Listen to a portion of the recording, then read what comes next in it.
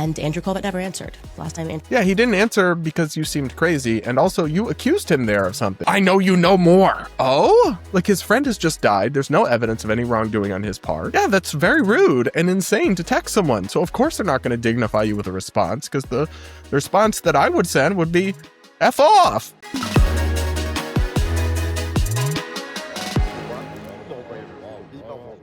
We got to check in with podcasting superstar, and she would still describe herself as conservative, but she's definitely off the reservation.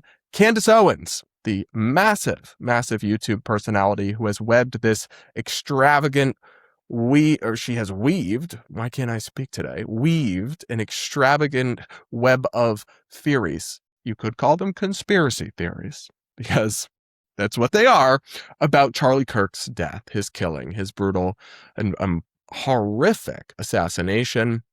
Well, she has implicated everybody from the French to the Egyptians to Turning Point USA. Now in this episode, elsewhere, she also suggested Liberty University was somehow involved. And yeah, we're not even going to get into that. But one of the things Candace has been mocked for is the fact that she has, like, in this serious, supposedly, investigation where she is accusing people of murder or betraying Charlie and being in on a cover-up about his death, she has repeatedly referenced her dreams as if that's like some sort of significant piece of evidence or clue.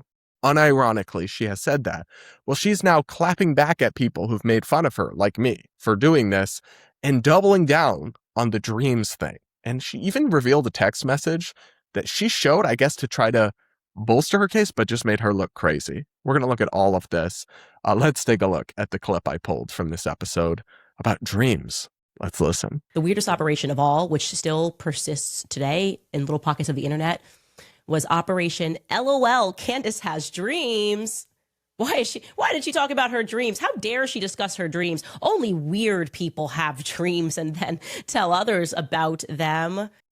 So, guys, she actually suggested that the widespread ridicule she got for citing her dreams as part of her investigation was like a part of a psyop against her, or like a coordinated operation. I can speak for myself only. It wasn't.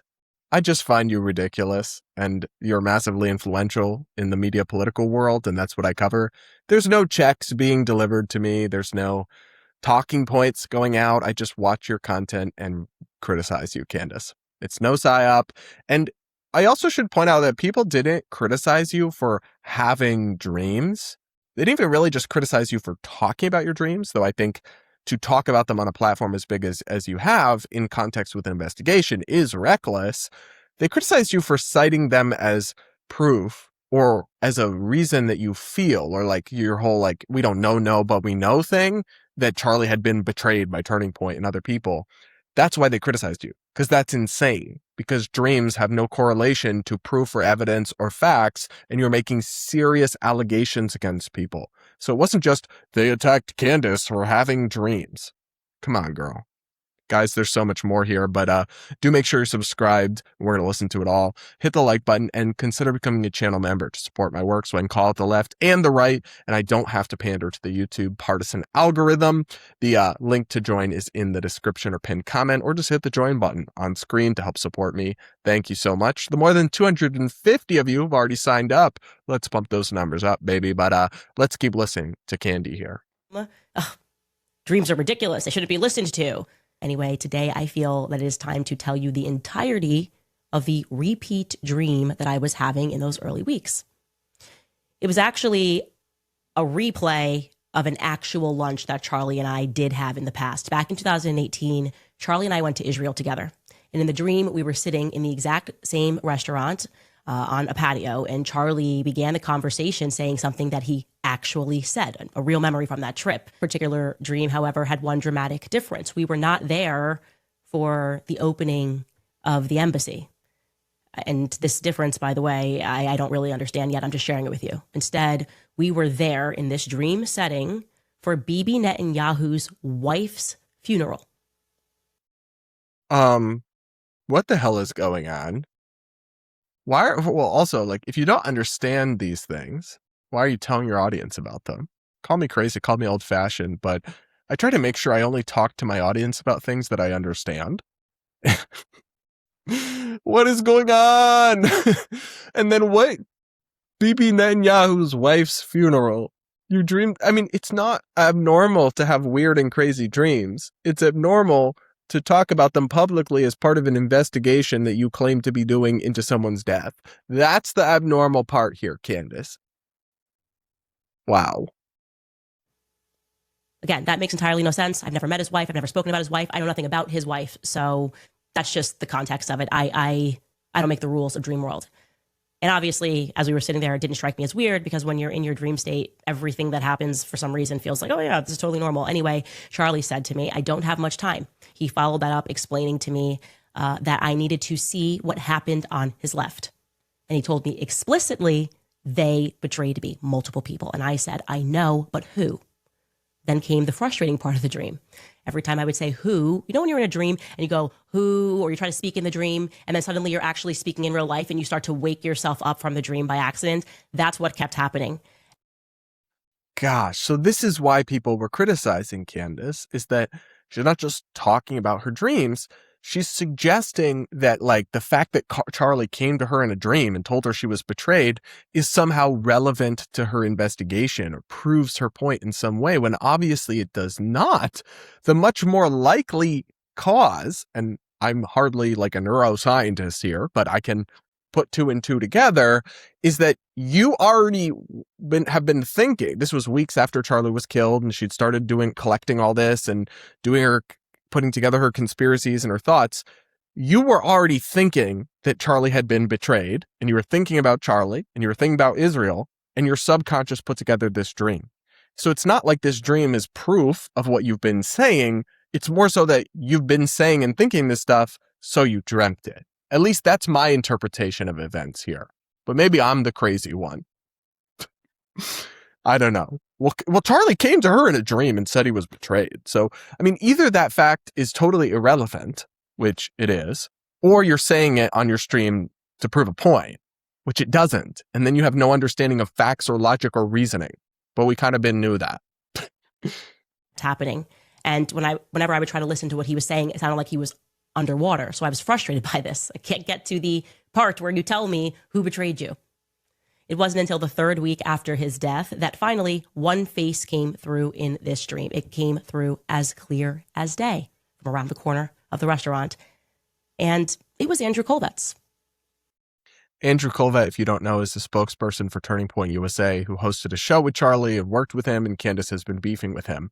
And it's so funny, Candace, how the person you're beefing with just happened to be in your dream Charlie told you was guilty.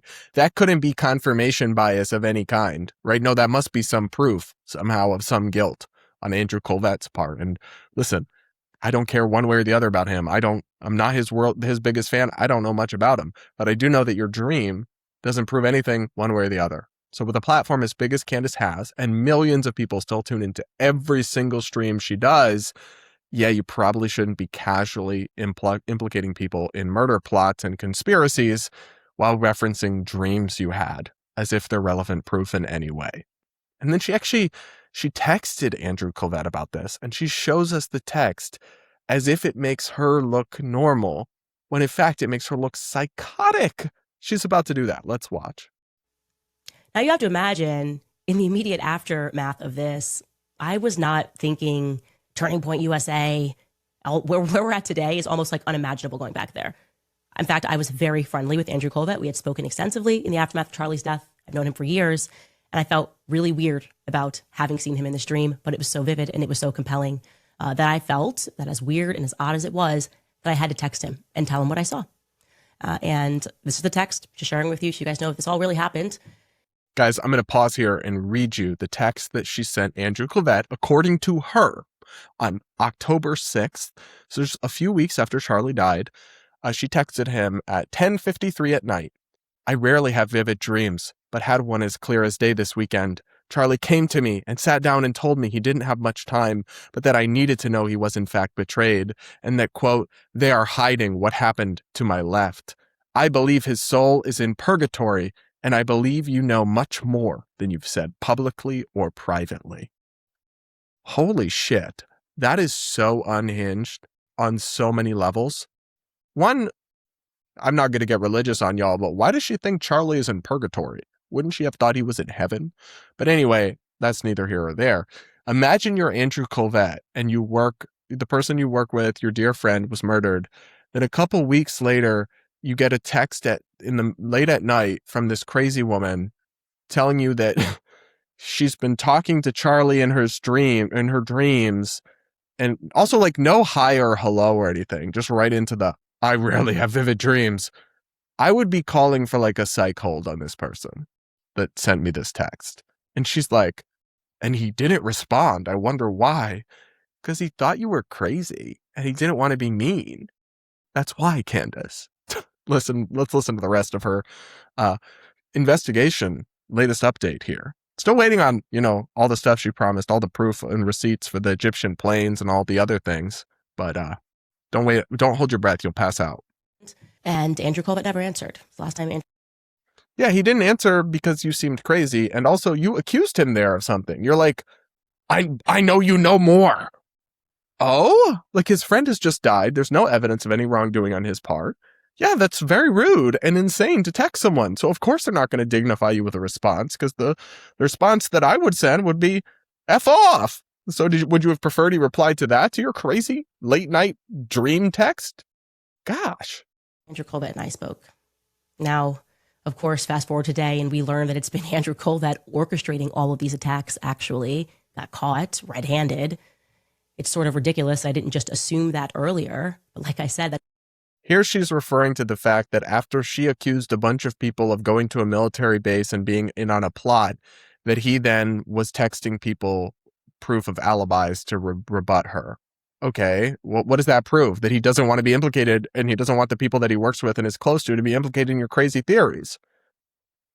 That's a sign of guilt? Because she's also said in the past that not providing an alibi is guilt, but she's also said that providing one makes you look guilty. So it's almost like it's all unfalsifiable, and that she'll just move the goalposts on you and accuse you of something else or talk about something else when she gets debunked or shut down. Crazy thought. Like I said, that's not where my brain went in the aftermath of Charlie's assassination. I thought these are good guys who loved Charlie Kirk. But the question I'm now arriving at is why? Why, if it was just a dream, why does it require so much effort on the PR front? Why are we mocking dreams, right? Maybe it wasn't just a dream. And yeah, Andrew Colvett, I think my dream might have meant something. And that's why you've been completely freaked since. Oh my God. So with Candace, I've been covering her descent into madness now for some time, but she still kind of surprises me sometimes. And this surprises me a little. She doubles down on her dreams as proof, or as having significance and meaning, rather than being as some reflection of the things she was already thinking are true. And then she's like, why else would you be so defensive?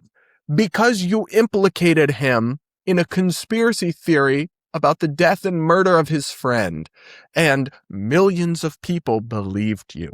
That's why someone might feel defensive, Candace, not because your dream must be onto something. Gosh, this is so dangerous, and you're so callous, throwing around these accusations like candy on Halloween based on the flimsiest of feelings, and we don't know, but we know, and my dreams must be onto something. Genuinely, this is disgraceful stuff at this point, and I really think she's just out of control and going to continue to spiral. That's my take, but y'all will have to let me know what you think in the comments below. Make sure to subscribe to the like button. Do consider becoming a channel member so I can call it the BS on the left and the right, and I will keep doing so I don't have to pander to the YouTube algorithm. Hit the join button or the pinned comment link to support my work today. And with that, guys, that'll be it for today's episode of the Brad vs. Everyone podcast. Thanks so much for listening, and we'll talk again real soon.